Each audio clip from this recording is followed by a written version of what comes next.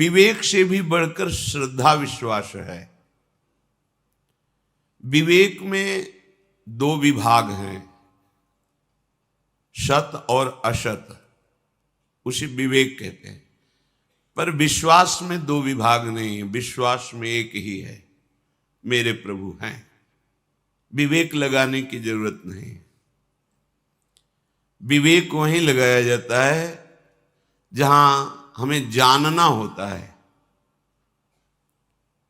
पर मान के जानना सहज है। प्रायः जानकर मानने की चेष्टा में जन्म के जन्म व्यतीत हो जाते हैं, क्योंकि सोई जाने ही जेहि देहु जनाई।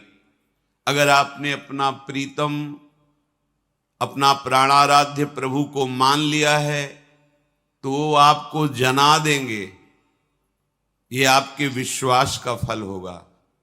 लेकिन आप जाने तो विवेक के द्वारा जन्म जन्म लग जाएंगे जानने में, क्योंकि विवेक में दो विभाग रहते हैं, ये सत है और ये असत है। जब तक दो विभाग रहते हैं तब तक काम बनता नहीं है। जीवन मुक्त अवस्था तभी आती है जब द्वैत विभाग का लय हो जाता है।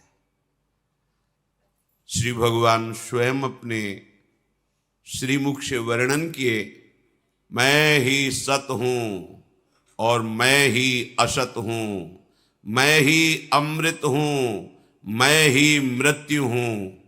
फिर क्या विवेक लगाने की जरूरत है? मेरे प्यारे ने अपना परिचय दे दिया, दे रहे हैं, आगे वो और बता देंगे, बस मुझे विश्वास की जरूरत है। श्रद्धा विश्वास पूर्वक श्रवण करें, एकाग्रता पूर्वक महत्व बुद्धि रखकर मनन करें और उसे अपनी धारणा बना लें, आचरण में उतार लें, तो इसी जन्म में भगवत प्राप्ति हो जाए। कम समय में, कम समय। भगवत प्राप्ति के लिए जितना समय बर्बाद होता है उसका कारण है विषय प्रियता। जो भोगों में सुख का अनुभव कर रहा है अपने अंतःकरण से तदात्म होकर, उसका ज्ञान भी अज्ञान ही है। चाहे जितना ज्ञान लक्ष्यदार भाषण हो, वो अज्ञान ही है। जिसको किसी नवीन भोग भोगने की इच्छा है, लोक लोकांतर के सुखों का आकर्षण है, तो चाहे जो भी ज्ञान वर्णन करे वो अज्ञानी ही है। जिसके हृदय की ऐसी स्थिति हो गई है, न सोचति न कांक्षति समः सर्वेषु भूतेषु मद भक्तिम लभते पराम।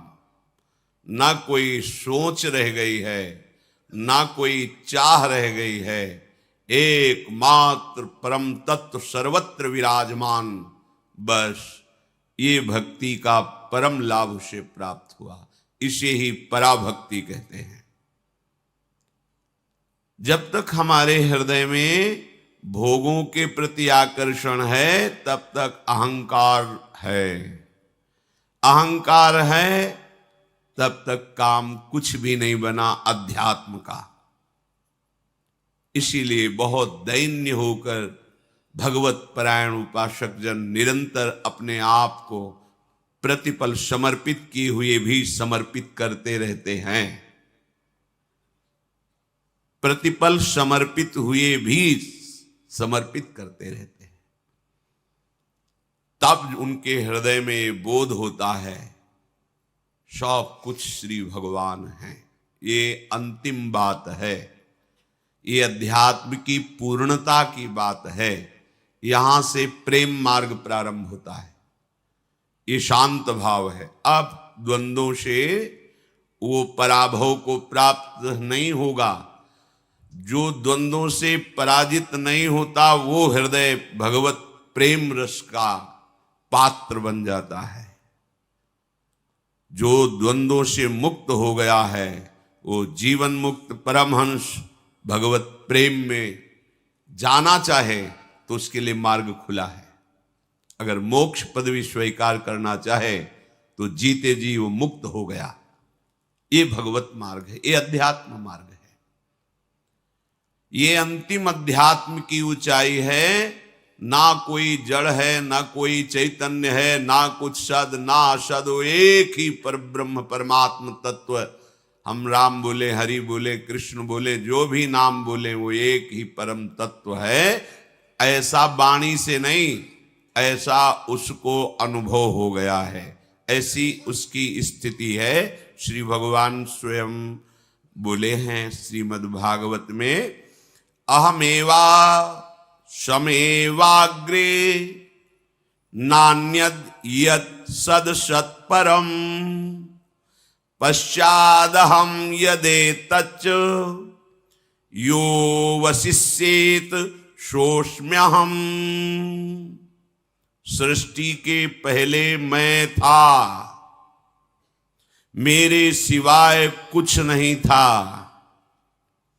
सृष्टि जो उत्पन्न हुई वो मैं ही हूं, मेरे सिवाय कुछ नहीं है। सृष्टि का जब लय हो जाएगा तो मैं ही हूं, मेरे सिवाय कुछ नहीं है।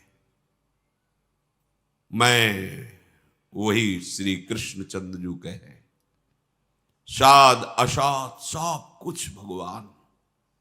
ये अध्यात्म की अंतिम स्थिति ये विश्वास से जागृत होती है। जब हम गुरु प्रदत्त उपासना में दृढ़ विश्वास कर लेते हैं, गुरु प्रदत्त शब्द इसलिए कि यहीं से अहंकार का नाश होता है, कि गुरु कृपा से भजन बन रहा है, गुरु कृपा से धाम वास हो रहा है, गुरु कृपा से बात समझ में आई, तो अहम गलित हो गया, अहम का कोई स्थान नहीं है। और जब तक गुरु कृपा का आश्रय नहीं होता तो इसी अहंकार का आश्रय होता है। हमारा गुरु अहंकार होता है, मैंने ये किया अब मैं ऐसा कर लूंगा, मैं ऐसा। 20 वर्ष फलाहार रहा हूं, इतने वर्ष मौन रहा हूं, भारत की पूरी नदियों की परिक्रमा की है, मैंने बात नहीं बनी। लग रहा है बहुत बड़ा साधन हुआ, पर अहंकार गुरु है इसलिए बात नहीं बनी, मैंने ये किया। और जब गुरु चरणों का आश्रय ले लिया जाता है तो मैं गुरु चरणों में समर्पित होने के बाद बस एक बात जागृत हो जाती, कृपा। बड़े बड़े महापुरुषों के मुख से सुना है, मैं तो एक सूखा पत्ता हूं, कृपा रूपी वायु जहां ले जा रही वहां मैं जा रहा हूं, जितनी ऊंचाई पर उड़ाया जा रहा हूं उतना उड़ रहा हूं, मेरी सत्ता नहीं है। अगर गुरु कृपा वायु ना उड़ावे तो धम्म से नीचे गिर जाए, क्योंकि हम सूखे पत्ता हैं। सूखे पत्ता अर्थात हमारी कोई आकांक्षा नहीं, हमारी कोई सामर्थ्य नहीं, हमारी कोई गति नहीं। जैसे गुरु कृपा ले जा रही वैसे चल रहे, अहंकार नष्ट हो गया। यही अहंकार संस्कृति का मूल है। तो विवेक से भी बढ़कर के विश्वास है। यदि तुम भगवत वाक्यों पर, गुरु वाक्यों पर विश्वास कर लो तो सब काम बन जाएगा। पर बहुत कठिन होता है गुरुजनों के वाक्यों में विश्वास करना। और यदि विश्वास हो गया तो मंत्र मूलम गुरु वाक्यम, तो आगे शब्द है मोक्ष मूलम गुरु कृपा। आप संसार समुद्र से निश्चित पार हो गए, क्योंकि आप गुरु वाक्यों के अधीन हैं। आज तक कहीं कोई इतिहास में, पुराण में, शास्त्रों में नहीं पढ़ने को मिला, कभी संतों से सुनने को ये नहीं मिला कि विश्वास पात्र का कभी पतन हुआ हो, आज तक नहीं। गुरु वाक्य पर चलने वाले को माया ने परास्त कर दिया हो, आज तक कभी एक उदाहरण नहीं है। अगर कहीं परास्त हुआ है तो मनमानी आचरण से परास्त हुआ है।